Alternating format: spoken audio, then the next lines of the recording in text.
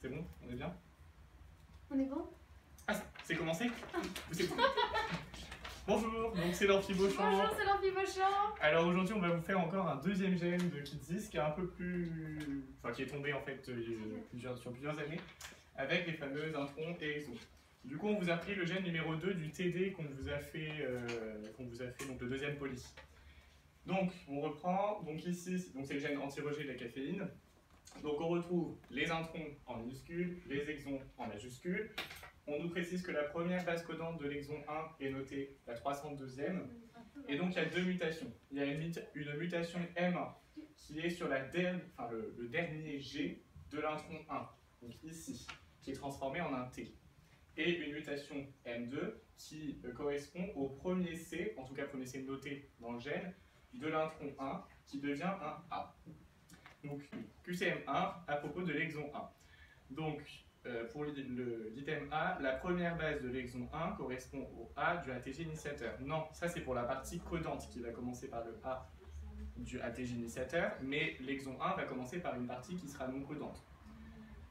Item B, les exons sont tous codants en totalité contrairement aux introns. Non, puisqu'on a dit que la partie qui était avant le ATG initiateur sera non codante, et la partie après le codon stop, qui fait également partie de l'exon, ne sera pas codante non plus. Item C, faux, pour l'exon 1, seule la partie précédant le ATG est codante. Ben non, justement, la partie qui précède le ATG n'est pas codante. C'est la partie qui suit le ATG qui sera codante.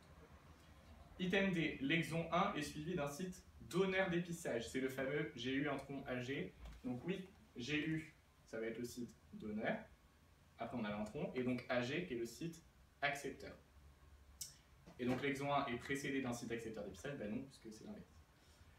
QCM2, donc toujours à propos de l'exon 1. Alors là, on rentre un peu plus dans le vif du sujet. Il y a 301 bases dans l'exon 1. Alors on nous dit que la première base codante de l'exon 2, elle est numérotée 302. Donc ça veut dire que dans l'exon 1, on aura 301 bases codantes. Et donc, il y aura d'autres bases non codantes. Ça veut dire que l'exon 1 ne fait pas 300 bases. Il fait 300 bases codantes, mais on a d'autres bases avant. Donc c'est faux.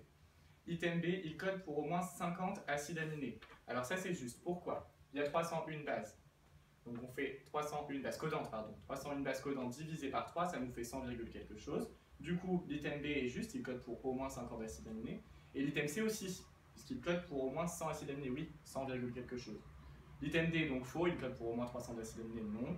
Et l'item E, il contient le site du chapeau, oui, ça c'est CF le cours, le coiffage ou KKI. QCM3, c'est à propos du cadre de lecture. Donc il y a une petite explication dans le TD, qui est plutôt claire normalement, mais voilà, ça c'est hyper important, ça tombe presque tous les deux. Donc, la première base codante de l'exon 2 est la numéro 302. Donc ça veut dire que l'exon 1 est constitué de 301 bases codantes. 301 divisé par 3, ce n'est pas un multiple de 3. Donc on sait que le cadre de lecture ne va pas commencer par le C. Ensuite, on fait pareil avec le T. Donc ça veut dire qu'avant, il y a 302 bases codantes.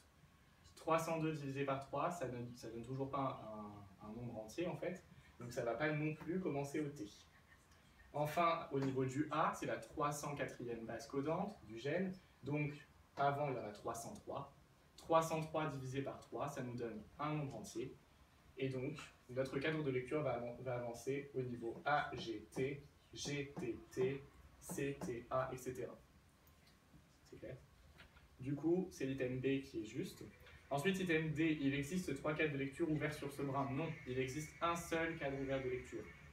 Et donc, il existe un unique cadre de lecture ouvert sur ce brin, item E, juste. QCM4. Alors, pour QCM4, il faut simplement regarder dans le code génétique. Donc, on nous demande la séquence de l'acide aminé codée par l'exon 2. Donc, en fonction du cadre de lecture, qui va commencer ici, AGT, puis GTT, etc., on regarde dans le code génétique, pardon. Donc, le A, c'est faux, le B aussi, et donc la 3, c'est juste. Pourquoi AGT, on regarde dans le code génétique. Donc le A, première base, pardon. Le G, deuxième base, et le T, troisième base. Ça nous donne une sérine. Ensuite, GTT, ça nous donne une valine. Et le suivant, ça nous donne une leucine. Donc c'est bien l'item C. Et donc ensuite, le reste, c'est faux. Alors je déteste les cas de lecture, vous avez le droit de le mettre. Et donc enfin la question 5, donc pour la mutation M1. Donc notre mutation M1 c'est quoi? C'est le dernier G de l'intron, donc celui-ci, qu'on pourrait noter 302-1, qui est remplacé par un T. Donc quelles sont les conséquences? Et bien, du coup, on a une suppression de notre site accepteur. J'ai eu un tronc AG, le AG va être supprimé, parce que du coup, on aura un AT. Donc qu'est-ce qu'il va faire quand il va y avoir de l'épissage? Lors de l'épissage alternatif, eh bien, le système d'épissage en fait, va rechercher un autre site AG. Et notre site AG, on en a un ici. Conséquence, 1, 2, 3, 4 bases vont être supprimées. Donc, elle supprime un site d'accepteur de dépistage? Oui, puisque finalement, ce site est supprimé, puisqu'on n'a plus de AG mais un AT. Donc ça, c'est juste. Elle supprime un site donneur dépistage? Non, parce qu'il a l'autre extrémité, donc il est en 5'. Lui, il est en 3' de l'intron, ou en 5' de l'exon 2, du coup, il faut bien se repérer par rapport à ça. L'exon 2 est réduit de 2 bases situées juste avant le nouveau site d'épistage. Non. 4. C, T, A, G. En fait, il recherche un AG qui conserve son cadre de lecture. Donc, on a dit, la mutation fait que le site AG est supprimé. Donc, du coup, le système d'épistage alternatif va chercher un second site AG. Et donc, le plus proche, c'est celui-ci. Donc, on va avoir 4 bases de DLT, C, T, A, G. Du coup, notre cadre de lecture, il va être décalé. Pourquoi? Parce qu'ici, on a 4 bases. Du coup, c'est par multiple de 3. Donc lui, le T, il reste tout seul et il va s'associer avec ce qu'il y a avant. Donc le cadre de lecture va être décalé. C'est clair. Donc du coup, item E, c'est juste. Je laisse la place à Julie. Donc, on est toujours sur la mutation 1. Du coup, là, notre G est devenu T. Et donc, comme l'a dit Romain, on a cherché un site accepteur qui est là. Donc ces 4 bases-là ne seront pas prises en compte dans l'exon lors de l'épissage.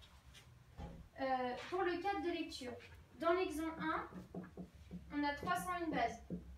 Divisé par 3, ça fait 100 codons plus une base toute seule. Donc cette base-là, elle va venir s'associer avec la suite. Je vais la noter petite étoile, ce sera plus simple. Du coup, on va avoir petite étoile qui va s'associer avec la suite. Donc T, G, T, T, C, T, A, c'est ça, je ne pense pas. Et du coup, là, on repère bien que TAA, vous les connaissez, UAA, UAG, UGA, avec le T à la place du U, ce sont des codes en stop. Donc là, on tombe sur un code en stop. Et qu'est-ce qui se passe quand on tombe sur un code en stop? La protéine, elle va s'arrêter ici, et du coup, elle va être beaucoup plus courte. Du coup, la conséquence sur la protéine est très importante. Donc la mutation est très importante puisqu'elle coupe la protéine, du coup, elle va avoir des conséquences graves. On verra si elle a des conséquences plus graves ou non que la mutation 2. Alors, du coup, la C est juste pour le cadre de lecture qui est là. La D est fausse puisqu'on a bien un code non-stop qui apparaît. Donc, il faut bien faire attention à la base de l'exon 1. Et bien, c'est tout. Donc, on passe au QCM6. On est toujours sur M1. Donc là, j'ai substitué une base.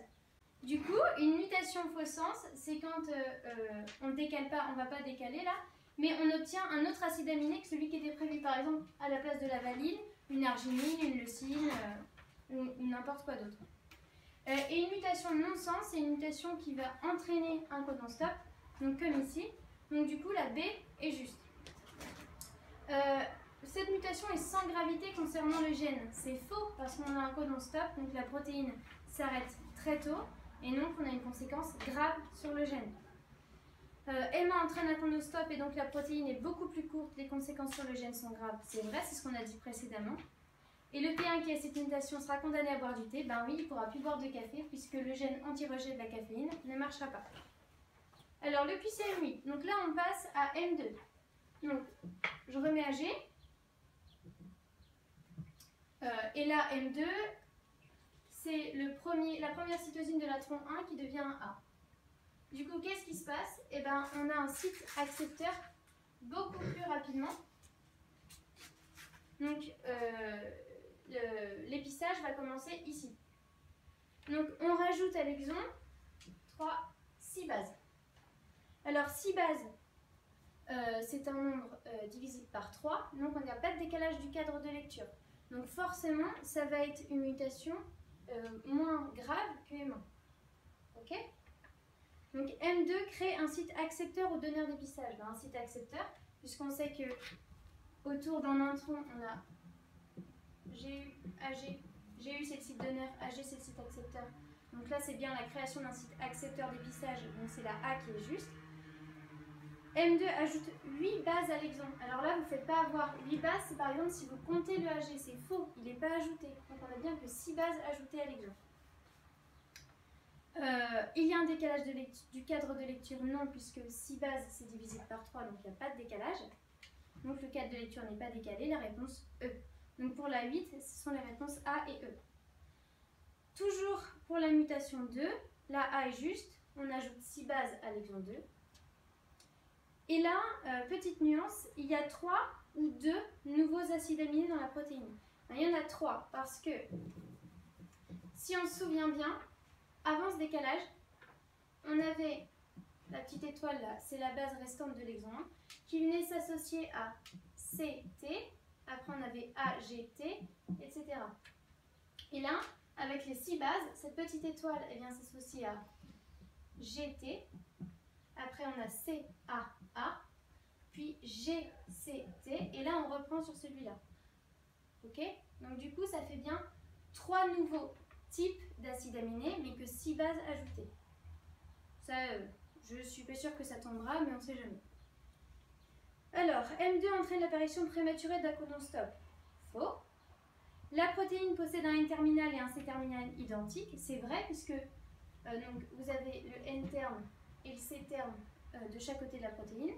Et comme on ne coupe pas la protéine, ça c'était dans le cas de M2, on coupait la protéine, quand on coupe de M1, pardon.